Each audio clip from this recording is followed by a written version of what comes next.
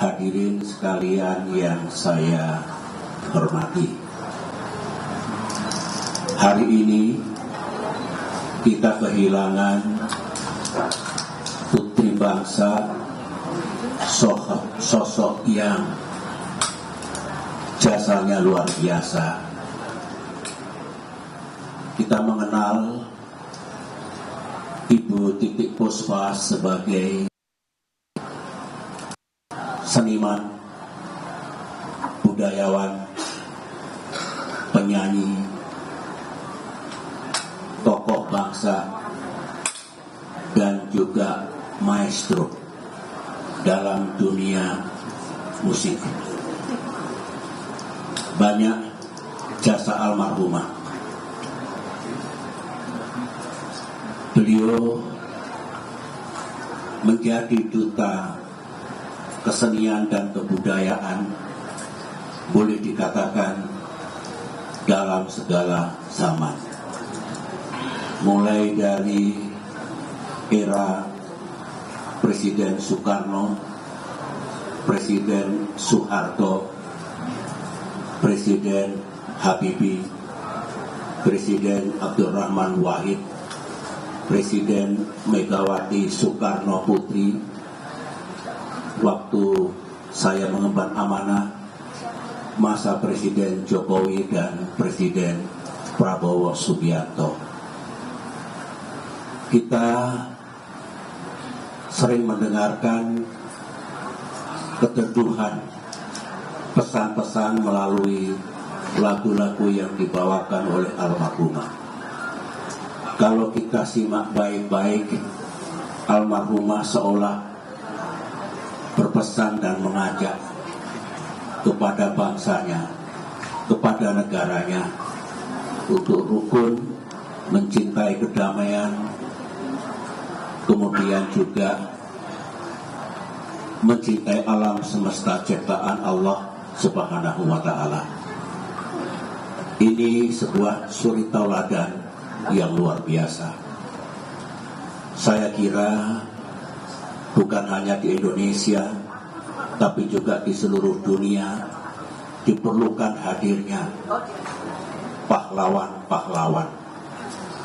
Pahlawan bukan hanya di medan tempur ataupun pengertian pahlawan yang kita kenal, tapi siapapun bisa menjadi pahlawan dengan pengabdian, dengan kontribusi, dengan ajakan dan pesan-pesan moral yang disampaikan. Ibu Titik Puspa jelas memiliki persyaratan dan kategori sebagai sebuah pahlawan. Saya 3 bulan yang lalu sempat bersama-sama beliau karena kami sedang menjalankan proyek kemanusiaan, proyek masa depan, proyek untuk anak cucu kita, yang itu bersama-sama 35 artis penyanyi Indonesia yang insya Allah akan membawakan sebuah lagu bersama dengan judul Untuk Bumi Kita, Save Our World. Dan almarhumah sudah menyumbangkan suaranya dari 35 artis penyanyi Indonesia, beliau yang paling senior hingga penyanyi cilik, yang semua memiliki kepedulian untuk kelestarian bumi kita. Kata-kata almarhumah yang direkam dalam lagu yang sedang digarap dan insya Allah bulan Mei atau Juni bisa dilepas untuk didengarkan oleh saudara-saudara kita masyarakat Indonesia maupun dunia, adalah raise your hand up and pray to the one that we pray. Sebetulnya mengajak kita semua untuk selalu menengadahkan tangan, memohon kepada Allah Subhanahu wa Ta'ala agar kita diberikan jalan yang baik untuk melanjutkan ibadah dan pengabdian kita. Itu adalah kata-kata almarhumah kata-kata yang indah saya kira, karena boleh dikatakan itu lirik suara beliau yang nanti insya Allah akan dikenang oleh kita semua, oleh rakyat Indonesia dan insya Allah oleh dunia.